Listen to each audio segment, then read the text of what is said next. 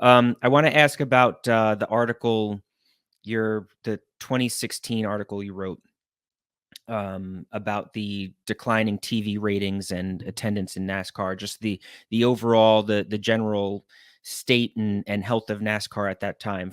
First question is how was the response to that article?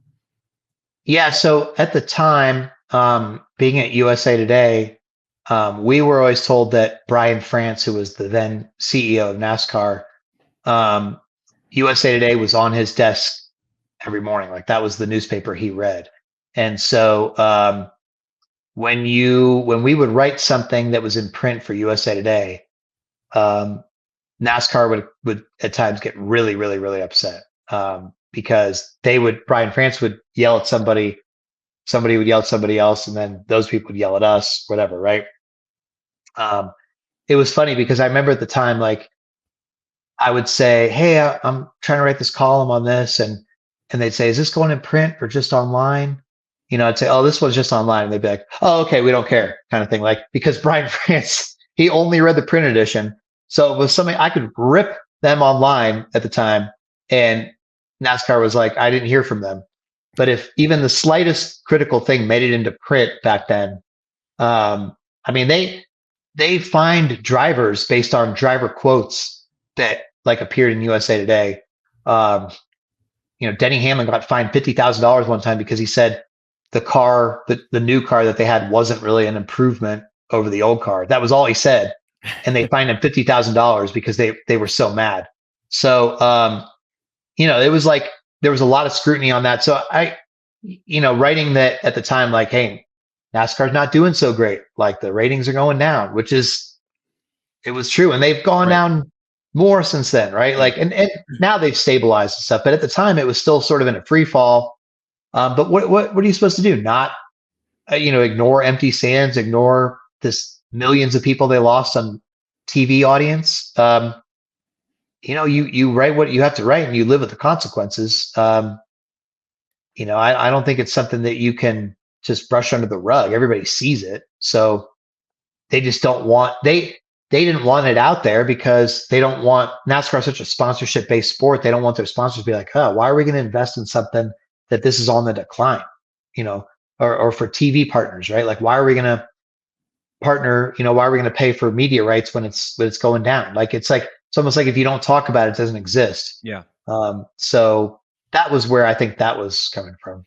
So 8 years later, what is the state of NASCAR on TV? Because like you said, it has continued to go down, stabilize a little bit, but just the fact that it has over the course of the last decade had such a large drop.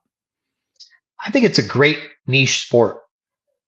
If they're willing to look at it and say, we're not trying to compete with the NFL, because for a while, when I first got into it in the mid 2000s, it was the second biggest sport on TV. And there was a lot of talk of like, oh yeah, like we could take over there from the NFL. Like we could be the biggest sport, which sounds insane now, but like people really at the time thought that was possible because it was on such an upward trajectory and so many Fortune 500 companies were getting invested in it. And there was over 100,000 people every race. And it was a big thing. And so now I think, there's still an element of the people that were around then, including myself, where you look at it and you're like, you look at the stands, you look at the TV ratings, you're like, man, this is just a shell of what it was. But when you look at today's TV market and the landscape, it's a pretty good number. I mean, they're getting, 2.5, 3 million people some Sundays against the NFL in the fall, like at the same time.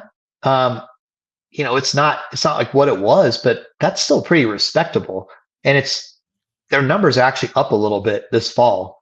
And so it's like, it's not going down anymore. It doesn't feel like, the attendance has definitely stabilized or maybe been up, since the pandemic. So for sure, the post-pandemic travel surge has helped, and there's a lot of people coming now. So I think if everybody in NASCAR can just sort of wrap their heads around like, hey, this might not be the biggest sport, but for a smaller type of sport, like it's just it does pretty well.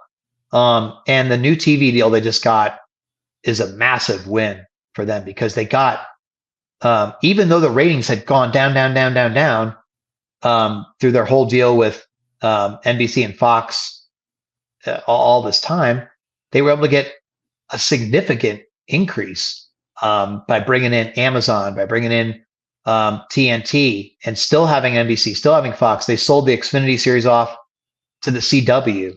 And there's sort of this feeling like maybe this was the last great TV rights grab because this was driven by streaming so much.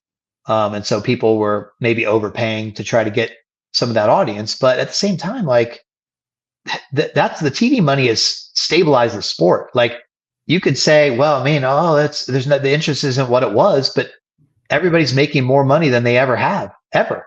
Like because the money has kept all these teams, all the racetracks afloat and NASCAR afloat. So, it's like to get even an increase over that for the next 7 years is a pretty big win, I think. And that, if you had asked me a few years ago, are they going to get more money? I would have been like, how? But they did it,